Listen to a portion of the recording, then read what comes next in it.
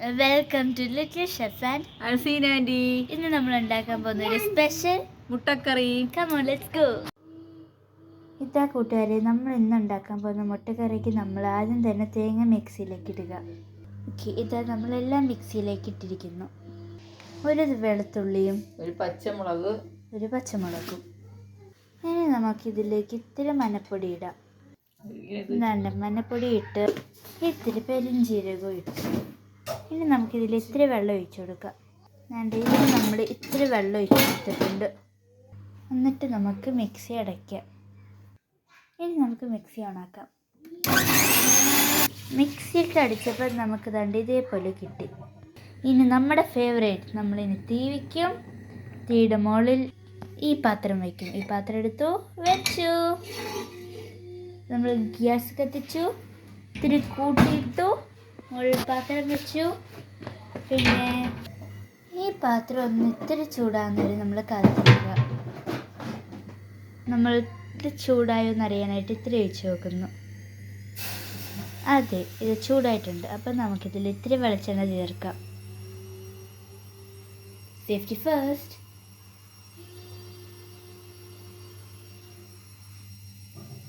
ഞാൻ പറഞ്ഞ പോലെ ഇവിടെ തണുപ്പ് കൂടിയോണ്ടാണ് ഇവിടുത്തെ എണ്ണ ഇങ്ങനെ ഇരിക്കുന്നത്. അത് തീയിലിടുമ്പോൾ നോർമലായിക്കോളും. ഇനി നമുക്ക് കുറച്ച് കടുകിടാം. അതെ, നമ്മൾ കടുകിട്ടു. Safety first. അതെ, നമ്മുടെ കടുക് ഇത്തിരി പൊട്ടിത്തെറിക്കട്ടെ. ഗൈസ്, നമ്മുടെ കടുക് പൊട്ടിത്തെറിക്കാൻ തുടങ്ങി. കണ്ടില്ലേ, നമ്മുടെ എണ്ണയെല്ലാം തെറിച്ച് പോവാണ്. അപ്പം നമുക്കിതിൽ ഇത്തിരി കറിവേപ്പില ഇട്ട് കൊടുക്കാം. നമുക്കിപ്പോൾ ഇത്തിരി കറിവേപ്പിലയും കടുകും കൂടെ ഇട്ട് നമുക്ക് 2 വറ്റൽ മുളകും ഇട്ട് കൊടുക്കാം. നല്ല മണമുണ്ട്, നല്ല എരിയുള്ള മണം. ഇനി നമുക്കിതൊന്ന് ഇളക്കി കൊടുക്കാം.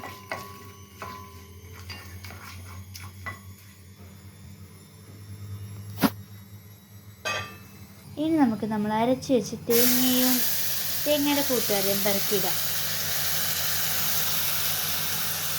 തേങ്ങയിട്ടു. ഇനി നമുക്ക് നമ്മുടെ സീനാണ്ടി അറിയാതെ ഇത്തിരി തേങ്ങ ഇട്ട് കൊടുക്കാം. ഇനി നമ്മൾ ആ തേങ്ങ അരച്ച മിക്സിയിൽ ഇത്തിരി വെള്ളം ഒഴിച്ചിട്ട് ഇങ്ങനെ നാക്കി കൊടുക്കുക. ഇപ്പം നല്ലൊരു പുളിശ്ശേരിയുടെ കളറായി. ഇനി നമുക്ക് ഇത്തിരി ഉപ്പിടാം.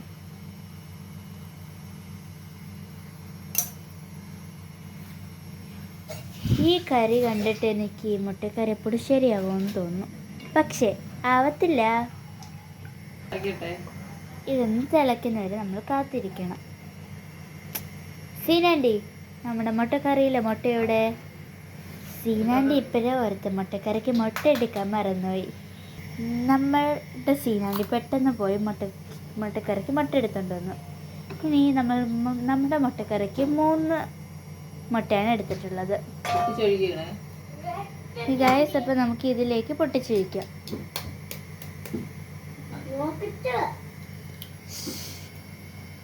ഉണ്ട് 1 മുട്ട, 2 മുട്ട, 3ാമത്തെ മുട്ട.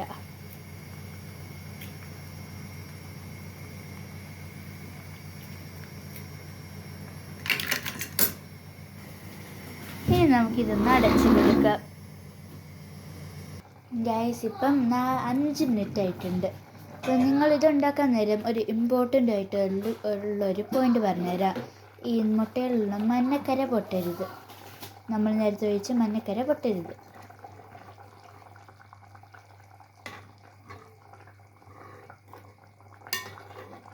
ഇത് കണ്ടില്ലേ, ഇവിടെ മഞ്ഞക്കര നമ്മൾ പൊട്ടിക്കാത്ത വെച്ചിട്ടുണ്ട്.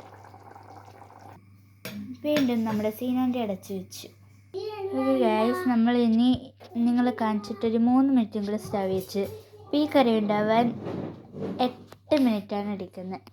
അപ്പം നമ്മുടെ മുട്ടക്കറി റെഡി.